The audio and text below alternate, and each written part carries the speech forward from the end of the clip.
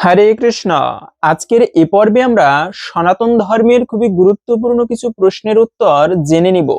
যেমন, ভগবানের যে পুজো করি সেই পুজো করতে গিয়ে বিষ্ণু এবং দেবদেবীর যে আসন একই সাথে রাখা যাবে কিনা, আবার প্রদীপের মুখ কোন দিকে রাখা উচিত, স্বর্ণে মোড়ানো শাখা পরা শুভ নাকি অশুভ, তো সেই সকল প্রসঙ্গ, একটা ভিন্ন প্রসঙ্গ কিছু প্রশ্নের উত্তর যেগুলো আমাদের সনাতনীদের জানা উচিত, সেই প্রসঙ্গে আজকের এই বিশেষ পর্বটি আশা করছি আপনাকে সমৃদ্ধ করবে। এবং ভালো লেগে থাকলে অবশ্যই একটি লাইক করে, যদি এরকম কোনো প্রশ্ন থাকে আপনার, তবে কমেন্টে জানাতে পারেন। প্রথম প্রশ্ন হচ্ছে যে ভগবান শ্রীকৃষ্ণ এবং বিষ্ণু এদের যে আসন একই আসনে রাখা যাবে কিনা। হ্যাঁ, সেক্ষেত্রে ভগবান বিষ্ণু, তার এই যে কৃষ্ণ ভগবান, তার সকল অবতার, ভগবান তিনি একজনই, তো সেই ভগবানের অবতার হচ্ছে সবাই, যেই রাম সেই কৃষ্ণ। তো এজন্য কৃষ্ণ অথবা বিষ্ণুর যে আসন একই সাথে কৃষ্ণকেও এবং বিষ্ণুকেও রাখা যাবে, এটা অপরাধের নয়। কিন্তু এই আমরা ভগবানের আসনের সাথে, যেমন আপনি কৃষ্ণ রেখেছেন অথবা ভগবান নৃসিংহদেবের পুজো করেন, অথবা আপনি ভগবান জগন্নাথ দেবের পুজো করেন, ওই একই আসনে কিন্তু আবার কোনো দেবদেবীর মূর্তি রাখা উচিত নয়, এটি অপরাধের। কারণ দেবদেবী তারা ভগবান নয়, তারা ভগবানের সেবক অথবা সেবিকা। তো এজন্য সেই ভগবানের আসনের সাথে আপনি অন্যান্য যত অবতার রয়েছে তাদের মানে তাদেরকে রাখতে পারবেন, কিন্তু কোনো দেবদেবীর আসন একান্তই রাখা কিন্তু অনুচিত। দ্বিতীয়ত হচ্ছে যে প্রদীপের মুখ কোন দিকে রাখা উচিত। প্রদীপ দান অত্যন্ত পুণ্যময় একটি সেবা। আমরা এই প্রসঙ্গে এর আগেও জেনেছি যে এত পুণ্যের এই প্রদীপ দান করা বাড়িতে, এজন্য সন্ধ্যাকালে প্রতিদিন উচিত একটা করে প্রদীপ প্রত্যেকের বাড়িতে সন্ধ্যাকালে ঠাকুর ঘরে প্রজ্বলিত করা। কেন এই প্রদীপ দান করলে কি হয়?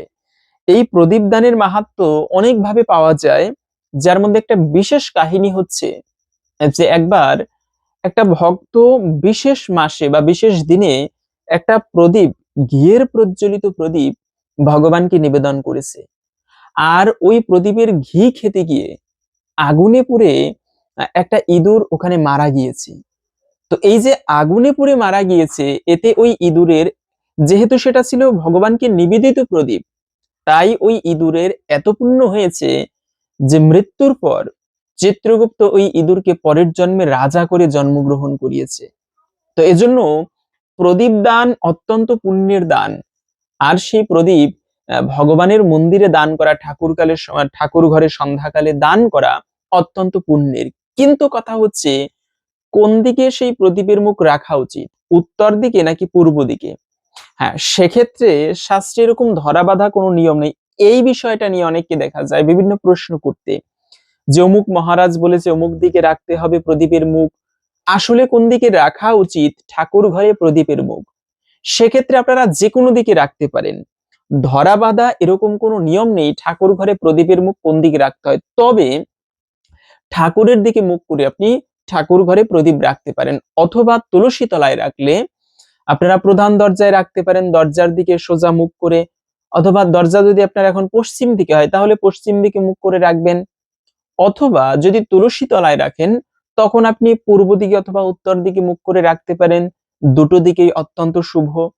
তো এটা হচ্ছে বিষয়, কিন্তু কোন শাস্ত্রে ধরা বাঁধা এরকম কোনো নিয়ম কেউ দেখাতে পারবে না যে প্রদীপের মুখ অমুক দিকেই দিতে হবে।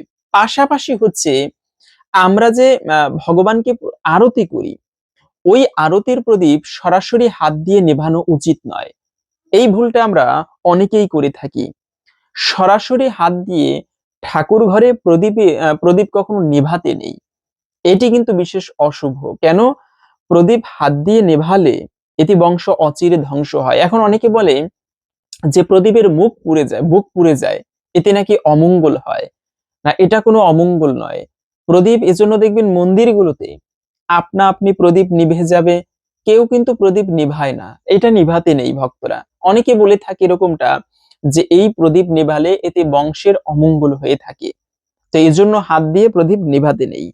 পাশাপাশি হচ্ছে অনেকে প্রশ্ন করে যে তুলসী তলায় রবিবারে প্রদীপ নাকি দেওয়া যায় না। হ্যাঁ, এটা আর একটা প্রশ্ন। অনেক মহারাজ অনেকেই অনেক কিছু বলে থাকেন, যেমন রবিবারে নাকি তুলসী তলায় জল দিতে নেই, তুলসী চয়ন মানে তারপরে একাদশীতে তুলসীতে জল দিতে নেই। তো এটা আসলে কোনো শাস্ত্রে তেমন ভাবে পাওয়া যায়নি। তবে অনেকে বলে থাকে, মানে গুরু পরম্পরা ক্ষেত্রে এসেছে, অনেকে বলে, সেক্ষেত্রে আপনি পালন করতে পারেন। তবে শাস্ত্রে এই বিষয়ে ধরাবাঁধা কোনো রেফারেন্স পাওয়া যায়নি যে একেবারে তুলসী তলায় আহ, সেই জল দেওয়া যাবে না, রবিবারে তুলসীতে প্রদীপ দেওয়া যাবে না তুলসী তলায়। প্রতিদিন, বরঞ্চ প্রতিদিন যদি কেউ তুলসী তলায় প্রদীপ প্রজ্বলন করে, ঠাকুর ঘরে প্রদীপ প্রজ্বলন করে, এটি অত্যন্ত শুভ এবং মঙ্গলময়। তো এই জন্য আপনারা ঠাকুর ঘরে প্রদীপ জ্বালাবেন, তুলসী তলায় প্রতিদিন প্রদীপ জ্বালাবেন। এবং একই সাথে একাদশীতে আহ, তেল দিয়ে কি আরতি করা যাবে? আর এটা আর একটা গুরুত্বপূর্ণ প্রশ্ন। যেমন আমরা তো একাদশী ব্রত পালন করি, এবং ওই একাদশীর দিনে পঞ্চরবি শস্য তো বর্জন করি। তো সেজন্য একাদশীতে কখনো ভুলেও পঞ্চরবি শস্য ভক্ষণ করতে নেই। ধান জাতীয় খাবার, গম জাতীয় খাবার, তো এই সমস্ত খাবার বর্জন করি। কিন্তু এই যে সরিষা, এটা হচ্ছে পঞ্চরবি শস্যের মধ্যে একটি। তো এখন কথা হচ্ছে, একাদশীর দিনে এই পঞ্চরবি শস্য ভক্ষণ করা যাবে কিনা? হ্যাঁ, সেক্ষেত্রে মানে পঞ্চরবি শস্য বলতে সরিষার তেল দিয়ে আরতি করা যাবে কিনা, সেক্ষেত্রে সরিষা পঞ্চরবি শস্যের মধ্যে একটি, কিন্তু ওটা তো আমরা ভক্ষণ করব না, ওটা দিয়ে ঠাকুরের আরতি করব। এজন্য আপনি অবশ্যই আরতি করতে পারেন। এখন অনেকে যুক্তি দেখায় যে একাদশীর দিনে সরিষার তেল দিয়ে নাকি আরতি করতে নাই। আপনি যদি ঘি দিয়ে আরতি, আরতি কোন কোন তেল দিয়ে করা শুভ? সর্বোত্তম হচ্ছে ঘি দিয়ে যদি প্রদীপে আরতি করা হয়। তা না হলে তিলের তেল, এরপরে আপনারা সয়াবিন তেল ব্যবহার করতে পারেন, এবং তা না হলে সরিষার তেল ব্যবহার করতে পারেন। অনেকে বলে সরিষার তেল দিয়ে আরতি করা যাবে না, এটা সম্পূর্ণ ভুল তথ্য। কোন শাস্ত্রে বলা হয়নি যে সরিষার তেল দিয়ে আরতি করা যাবে না। একাদশীর দিনেও করতে পারবেন। কেন? আমাদের জন্য নিষেধ পঞ্চরবি শস্য, ভগবানের আরতি করার জন্য তো আর নিষেধ নয়। এটা কোনো শাস্ত্রে স্পষ্টভাবে উল্লেখ নেই যে সরিষার তেল দিয়ে প্রদীপ নিবেদন করা যাবে না। বরঞ্চ ভগবানের আরতি আপনি যেভাবে করতে পারেন, আপনি অলিভ অয়েল তেল দিয়ে যদি পারেন করতে পারেন, যদি তেল না থাকে আপনার কাছে অলিভ অয়েল আছে, ভালো একটা অলিভ অয়েল তেল আপনি ব্যবহার করতে পারেন। তো কথা হচ্ছে সরিষার তেল দিয়েও আরতি করতে পারবেন একাদশীর দিনে। এবং একই সাথে বাড়িতে যদি বিগ্রহ থাকে, কিভাবে সেবা করতে হয়? এটা একটা বিশেষ গুরুত্বপূর্ণ প্রশ্ন। বিগ্রহ সেবা কিন্তু এত সাধারণ নয়।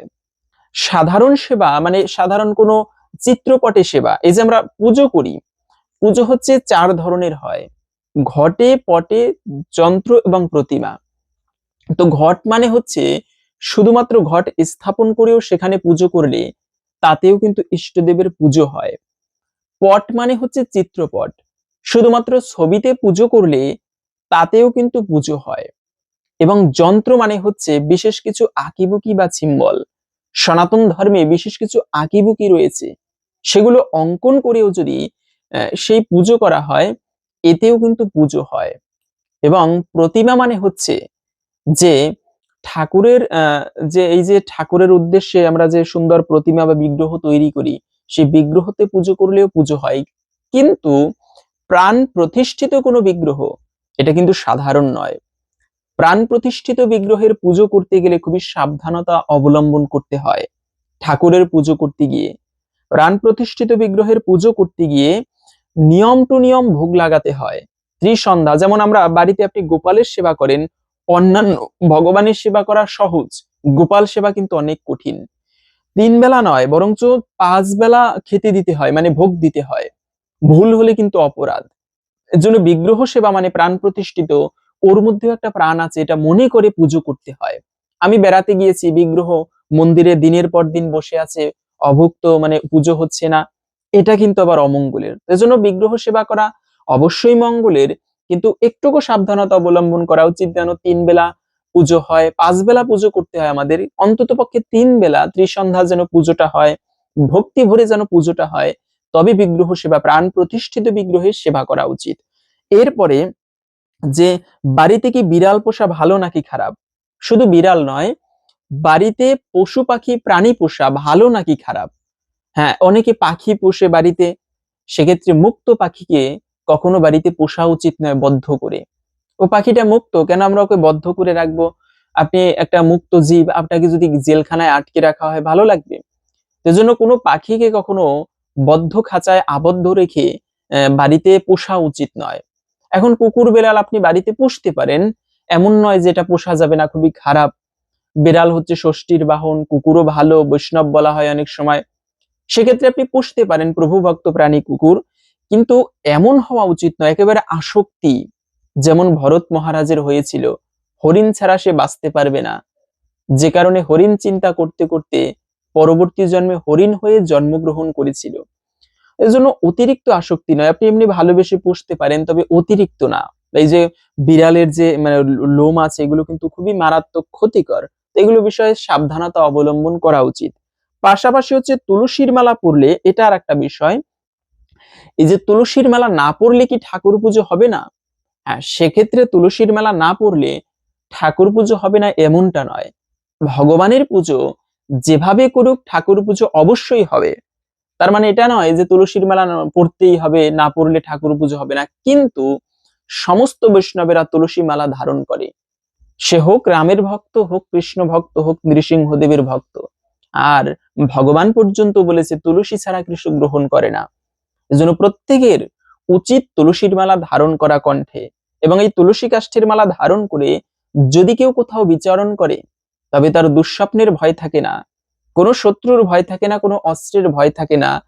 এমন অনেক কাহিনী, এমনকি যমরাজ পর্যন্ত যমদূতদেরকে বলেছে যারা তুলসী কাষ্ঠের মালা ধারণ করে তারা কখনো নরকে আসবে না, মানে তাদেরকে কখনোই যমলোকে আনবে না, তারা বৈকুণ্ঠবাসী। তো এজন্য এই তুলসী কাষ্ঠের মালা ধারণ করা খুবই গুরুত্বপূর্ণ। তো এই মালা ধারণ করলে আবার অনেকে নিন্দা করে, আরে সাধু হয়ে গিয়েছে এই সেই, এমন করলে কি মানে তখন কি করা উচিত? সেক্ষেত্রে এটা তো আমরা জানি, যদি কেউ নিন্দা করে করতে দিন, চুপ করে থাকুন, এটা ভগবানের একটা পরীক্ষা। কখনো আবার অনেকে আছে, আমাদের সনাতন ধর্মে একটা নিয়ম, কেউ কেউ ধর্ম কাজ করে তার নিন্দা করে, কিন্তু যারা নিন্দা করে ভগবানের কাছে একদিনের জবাব দিতে হবে। তাই কোনো ব্যক্তির কখনো নিন্দা করা উচিত নয়, বরঞ্চ আমি ধর্ম করতে না পারি কিন্তু কেউ করলে তাকে উৎসাহ দেওয়া উচিত। এবং সবশেষে হচ্ছে স্বর্ণে মোড়ানো শাখা পরা যাবে কিনা। হ্যাঁ, স্বর্ণে মোড়ানো শাখা আপনি অবশ্যই পড়তে পারেন, এমন নয়। তবে কলিযুগে যে মানে কলি যে অবস্থান করে, কলি কিন্তু 5টা জায়গায় অবস্থান করে। এক হচ্ছে যেখানে নেশা করা হয়, দ্বিতীয়ত যেখানে অবৈধ টাসপাসা খেলা হয়, তৃতীয়ত হচ্ছে যেখানে টাসপাসার পরে হচ্ছে যেখানে মানে অবৈধ সঙ্গ করা হয়, এবং যেখানে মাছ মাংস মানে প্রাণী হত্যা করা হয়। এরপরে কলি আর একটা জায়গায় চেয়ে নিয়েছিল, যে আমাকে তো 4টা খারাপ জায়গা দিলেন। তো কলি বলেছিল আমি স্বর্ণের মধ্যে অবস্থান করব। মানে শুধু স্বর্ণ নয়, যেখানে সম্পদ অবৈধভাবে উপার্জিত সম্পদ, সেখানে কলি অবস্থান করে। তো এই জন্য স্বর্ণ ধাতু কিন্তু একদিকে শুভ, এটা খারাপ নয়। তো স্বর্ণে মোড়ানো শাখা পড়তে পারবেন, এমন নয় এটা পরা যাবে না। মায়েরা পড়তে পারবেন, অলংকার এগুলো শরীরে ধারণ করা একটা শৃঙ্গার, আর মায়েদের শৃঙ্গার করা শুভ, ধারণ করতে পারেন। তবে এটা আবার স্বর্ণ ধারণ করতে গিয়ে দেখাবার জন্য যে আমার এত স্বর্ণ আছে, এটা ভালো নয়, এটা আবার কলি। কিন্তু সিম্পল ভাবে আপনি নরমালি পড়তে পারেন অবশ্যই। তো আশা করি আজকের এই প্রশ্নের উত্তরগুলো আপনাকে সমৃদ্ধ করেছে। ভালো লেগে থাকলে একটি লাইক করে কমেন্টে আপনার এরকম কোনো প্রশ্ন থাকলে জানাতে পারেন। হরে কৃষ্ণ।